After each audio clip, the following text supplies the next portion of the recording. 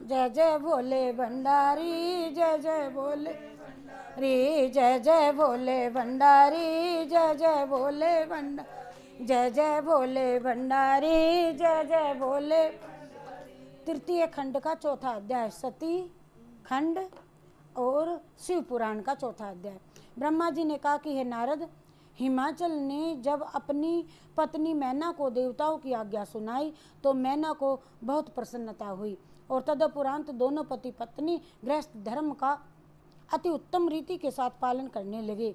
मैना ने शिवजी की सेवा पूजा आरंभ कर दी तथा प्रतिदिन उन्हीं कार्यों में वह अपना समय व्यतीत करने लगी, जिनके करने से शिवजी अति प्रसन्न होते हैं।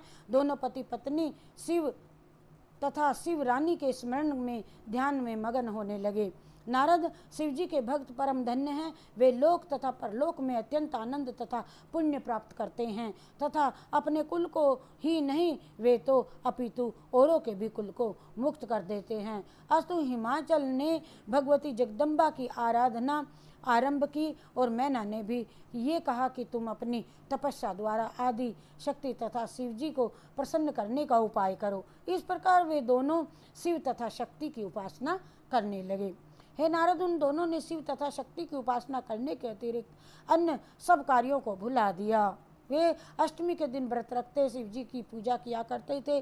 श्रावण मास में शिव व्रत रखने के उपरांत उनकी पूर्णता से निमित्त गंगा के तट पर बसे हुए औषध प्रस्थ देश में जा पहुँचे और वहाँ उन्होंने शिवलिंग की स्थापना कर तपस्या करना आरंभ कर दिया और उस तप की अवधि 20 बरस की थी और उस बीच में उन्होंने कभी कुछ अन्न जल ग्रहण नहीं किए और कभी केवल वे आयु का ही भक्षण करते हुए शिव तथा शक्ति का विधिवत पूजन किया। उन्होंने जब वह तपस्या पूर्ण हुई तब भगवती उमा ने प्रकट होकर के उनको अपना दर्शन दे करके कृतार्थ किया।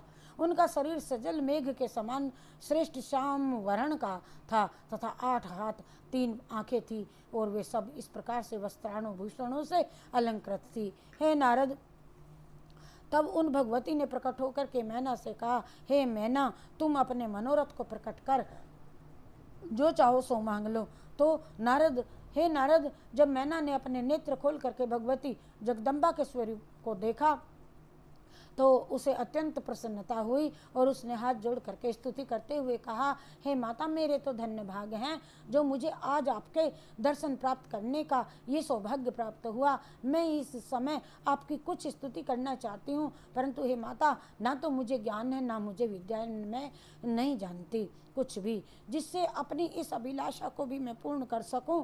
और ये सुन करके भगवती महामाया ने मैना के शरीर से अपने हाथ का स्पर्श करा दिया, जिसके कारण उसे उसी वक्त श्रेष्ठ ज्ञान की प्राप्ति हो गई और तब वह अत्यंत प्रेम मगन होकर के अपनी ही आंखों से अश्रु धारा बहने लगी और उस समय उसने ऐसे कठिन शब्दों से युक्त पद्मावती का जो श्लोक गाया, जगदम्बा की स्तुति की उनसे, जिसे बड़े बड़े देवता विद्वान भी अच्छी तरह से नहीं समझ सके। उस स्तुति को समझ करके भगवती जी ने कहा, हे मैना, जो व्यक्ति इस स्तुति को सुन लेगा अथवा पढ़ लेगा वह अपने संपूर्ण मनोरथों को प्राप्त करेगा और तथा संसार में स्त्री पुत्र धन आदि प्राप्त करके वह अंत में मेरे ही लोक को आवेगा। माँ, यद्यपि भगवती महामाया ने इन कृपापूर्ण वचनों को सुन करके मैना ने उनसे हाथ जोड़ करके कहा, हे मातेश्वरी, तीनों लोकों में ऐसी कौन सी वस्तु है जिसे आप ना दे सकती हो? अस्तु, अब मेरी आपसे केवल यही प्रार्थना है कि सर्वप्रथम मेरे गर्भ में आकर के आप मेरी ही धीर वीर और गुणी 100 पुत्रों का जन्म दो मुझे।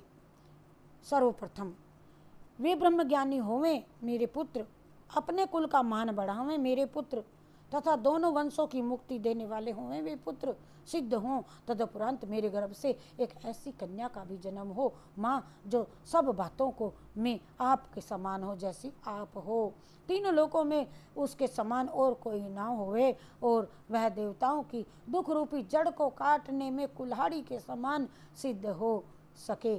मैना की ये सारी प्रार्थना सुन करके भगवती पराम्बा ने मुस्कुरा करके कहा, हे मैना, तुम्हारी बुद्धि तो बड़ी धन्य है जो तुमने कहा मैं कुछ नहीं जानती, ऐसा वर मांग लिया। मैं बुद्धिहीन हूँ, मैं कुछ नहीं पढ़ना जानती कह दिया, तो तुम्हें इच्छित वर देती हूँ।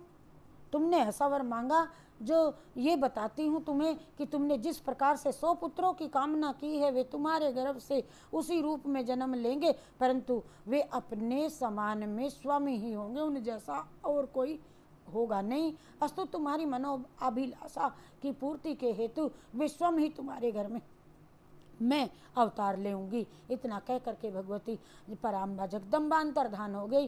तब जिस दिशा की ओर वे गई अंतर्धान हुई थी उसी दिशा को प्रणाम करके पश्चात मैना भी अपने घर को लौट चली, और तब उसने घर जा करके हिमाचल को ये सारी बातें सुनाई और अत्यंत प्रसन्न हुए दोनों। उन्होंने मैना की बहुत प्रकार से भूरी प्रशंसा की। तदुपरांत हिमाचल ने इस उपलक्ष्य में एक बहुत बड़ा आयोजन रखा। बोलो जय शिव शंकर भगवान की जय।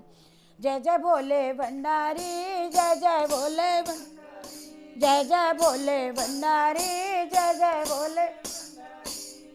बोले भंडारी, जय